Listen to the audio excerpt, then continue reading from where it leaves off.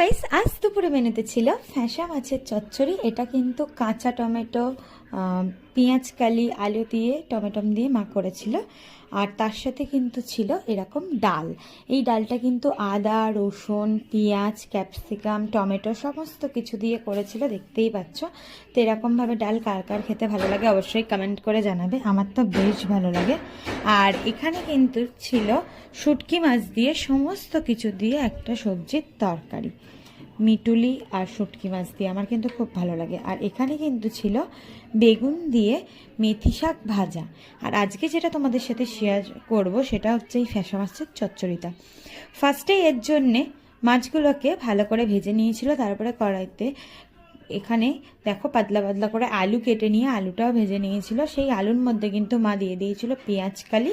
পেঁয়াজ কালিটা একটু ভাজা ভাজা হতে এখানে কিন্তু বেগুন দিয়ে দিয়েছিল।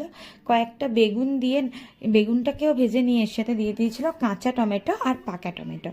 এই দুটো দেওয়ার পরে আরেকটু ভালো করে নাড়াচাড়া করার পর এখানে কিন্তু মা দিয়ে দিয়েছিল পরিমাণ মতো লঙ্কার গুঁড়ো, হলুদ গুঁড়ো, নুন, সমস্ত কিছু মশলা দিয়ে ভালো করে কষিয়ে অল্প পরিমাণ কিন্তু মা দিয়ে দিয়েছিল জল। জলটা ভালোভাবে ফুটে উঠলেই এটা যখন একদম গলে গলে যাবে সমস্ত সবজিগুলো, তখন কিন্তু আমরা এখানে দিয়ে দেবো ধনে জিরের গুঁড়ো।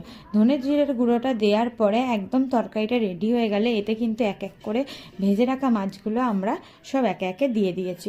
সমস্ত ভেজে রাখা মাছগুলো দেওয়া হয়ে গেলে 2 মিনিটের মতো চাপা দিয়ে রেখে দিয়েছি। তারপরে চাপাটা খুলে দেখো আমাদের মাছের চচ্চড়িটা একদম রেডি হয়ে গেছে। আর এইভাবে ফ্যাঁসা মাছের চচ্চড়ি খেতে কিন্তু বেশ ভালো লাগে।